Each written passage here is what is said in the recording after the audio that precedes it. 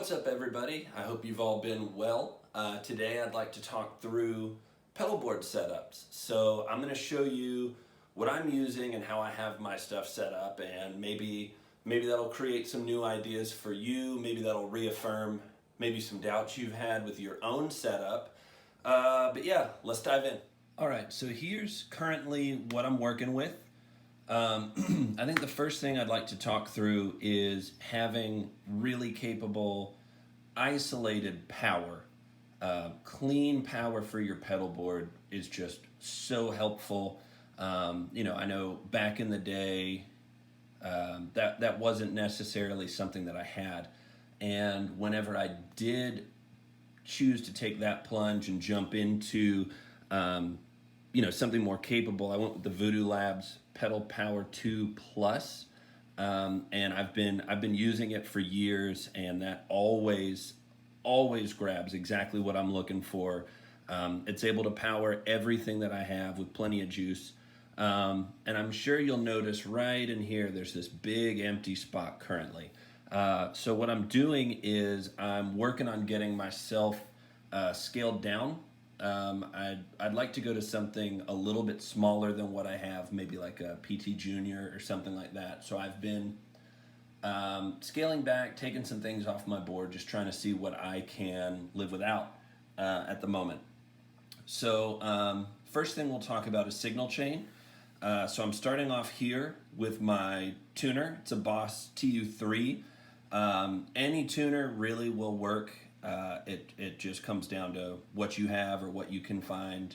I've always had great luck with Boss tuners. I had a TU2 for years. They just, they tune. So coming out of that, I move into my overdrives. I'm a big fan of stacking overdrives. So the Tim is kind of my first stage, more foundational type of sound. Benson preamp gives me a little bit more, and then the Greer Peacemaker is just like all the way. I'll use that for like big volume boosts, whether it's for a lead or a solo or really, really big rhythm parts. Out of that, I come into my volume pedal, and here's why. I used to run my volume pedal before my overdrives, and then I realized it was a little bit redundant. There is a volume on my guitar, so I can roll that volume back on my guitar if I need to sweeten up some of my overdrives a little bit, and so that will decrease the input going into the pedal. So that means you'll get a little less volume naturally, but you'll get less saturation. Your guitar isn't hitting the pedal quite as hard, so it'll clean up nicely. And then with the volume after, all of your gain stays intact from your overdrives. Your volume pedal at that point literally is only affecting how much volume is coming out on the back end. So I think between the volume on your guitar and a pedal, you're able to really create a lot of versatility between softening the input that you're putting into a pedal to clean it up a little bit, or rolling back, on the volume pedal, pulling that back, and so you can decrease the volume but still get the gain if you need it, depending on your application. Coming out of the volume pedal, I go into my Boss DD500. It's an incredible delay. I really love the amount of presets that it has. So any song that I learn, any song that I'm playing, I save it as its own preset, and I'll save the key of the song, the title of the song, and the BPM. And I keep all of them. That way, next time I have to play whatever the set list is, chances are, unless there's a new song, I've already played it and I've got a delay program. So I can just scroll through, search through my presets, and essentially, once I put that together, I'll have a set list at my feet. It'll tell me the key of the song we're playing, which sometimes varies, so I'll make sure I edit that so that it's correct for what I'm doing currently. Song title, BPM, and it's a huge time saver being able to set things up like that. And then I have a little tap tempo in case I need it, even though I do my programming, sometimes things you know, whether you're just kind of jamming or flowing on the tail end of a song, if you turn the click off or anything like that. Um, you know, I've got that tap so I can make sure I'm synced up with what everyone else is doing. I know that there's an onboard tap on the DD500, but I don't currently have it set up to where that tap is active. So I use mine to where the A switch is delay on and off.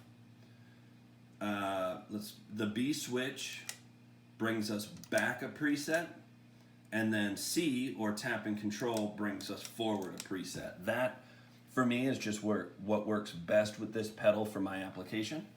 And then coming out of that, I use the Hall of Fame Mini.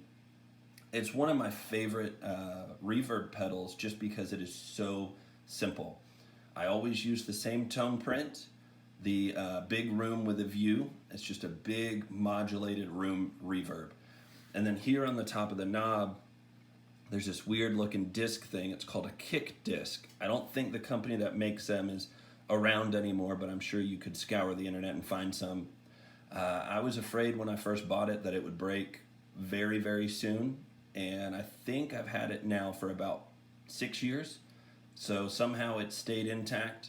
And that's honestly really impressive. So basically there's only one knob on the Hall of Fame Mini, and that controls your reverb amount. Because I only use one reverb with one sound, this kick disc is very important to me because it allows me to be able to easily turn my reverb up and down, and that gives me a lot more versatility out of a pedal that's ultimately fairly limited. You know, it's not like the Boss DD500 or the Big Sky where you have all of these presets. This is just one. And being able to control the reverb amount honestly breaks a lot of the restrictions of the pedal for me, so that I am able on the fly to control those things. And it honestly, it's really all that I need. And then at the very end of my chain, I have a dual output buffer. My pedal board is set up in mono, and so that dual output buffer is really helpful. It gives me 2 outs. You can see them plugged in here and here. I'm running into 2 different amps here at the house, and it just really opens things up depending on what I need, whether I'm sending 2 different signals live or if I'm doing studio stuff or whatever. That's been really, really helpful to me. And so I'll walk you through some of my sounds and some of the stuff that I have set up here in the pedal board. So first off, I'm just going to kind of play the same chords over and over just so we have a good foundation of what's happening. So here's the clean tone that I'm currently using, and I'll walk through overdrives and stuff. So here we go.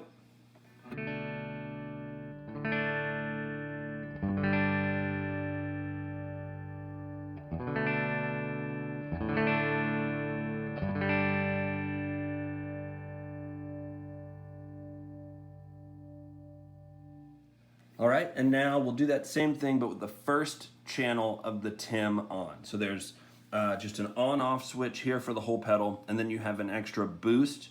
I know that Paul Cochran has said, the guy who designed this pedal, has said that boost isn't totally meant to work as an on-off boost, but just more like if you need more gain or saturation of the pedal. It works fine to me as a just adding a little more of a boost to the original signal.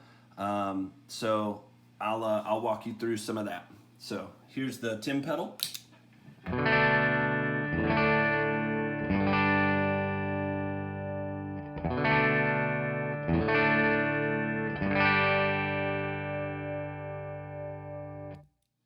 And again, without it.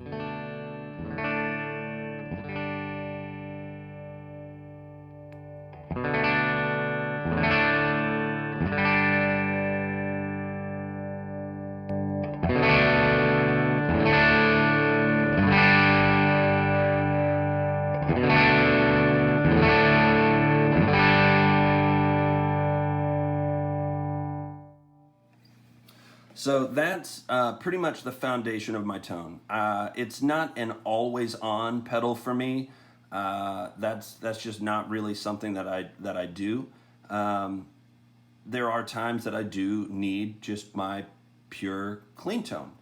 And so for that reason, just the Tim is not always on. I'm sure you heard, but when I turn on the Tim without the boost, it's just like a little more volume, a little more grit. And then the boost is an extension of that. It gives me a little more volume and a little more grit. That's how I have all of my pedals set up. So from here, I would stack my Benson preamp on top of the Tim. So I'll go back to this sound and I'll show you kind of what the Benson does tonally to add to that.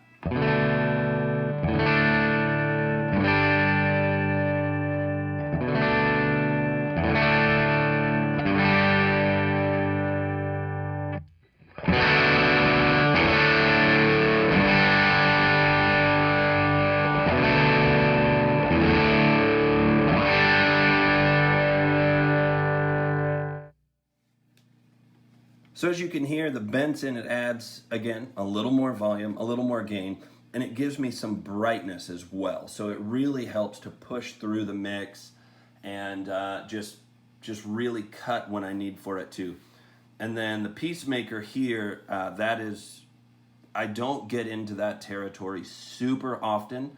It's not like I use it on every song, but there are times that you need it. You need that boost. And so essentially that's how I use it. Like I said earlier, whether it's for like a solo boost or just really chunky rhythm stuff. And like you've heard, as I'm stacking stuff, this is going to give me a little more volume, a little more bite, and this one does brighten up the signal a good bit. And so it still helps with that cut without getting too bright and too crazy in the context of a mix. So I'll play through again. I'll start with what I currently have with the Tim and the Benson stacked, and then I'll add the Peacemaker. Here we go.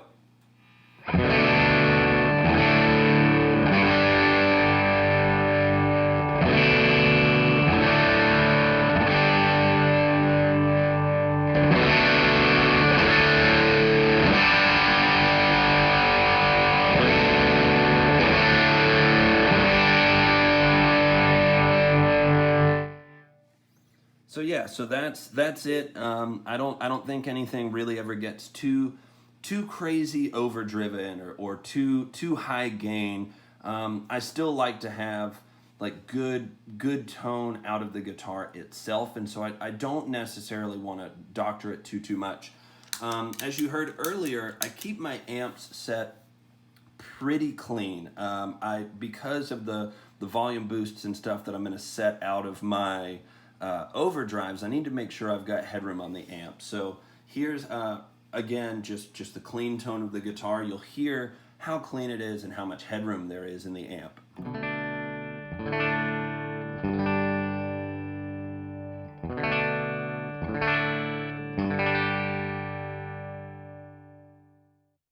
And I don't always just start off only with the Tim. Sometimes, I'll use just the Benson.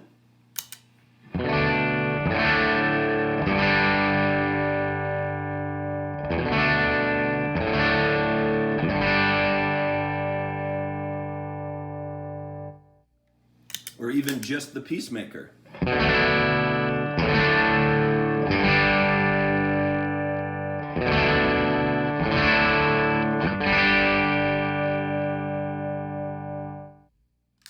So it really just depends on what I'm looking for, and then just to show you quickly kind of how my reverb and delay setup works. On the DD500, one of my favorite sounds is the vintage digital delay. And so I have that set like this.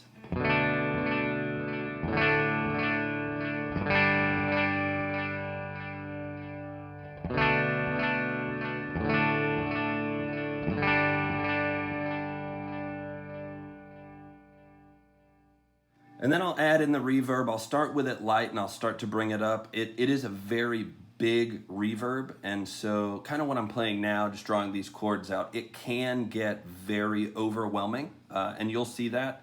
It works better just if I'm trying to wash stuff out or something like that when I get into the higher levels of the reverb. So we'll start low, and yeah, I'll kind of show you what I'm able to get from there.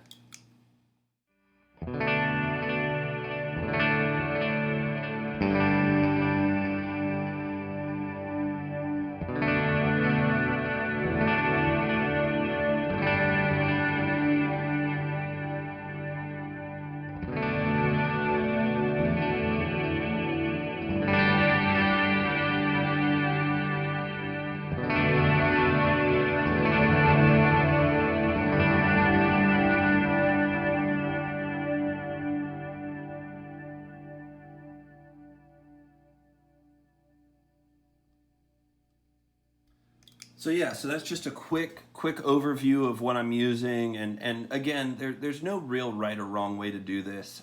In the past, I've run my reverb into my delay with great results. Now I'm running my delay into my reverb with great results. It's all about taste. It's all about what works for you.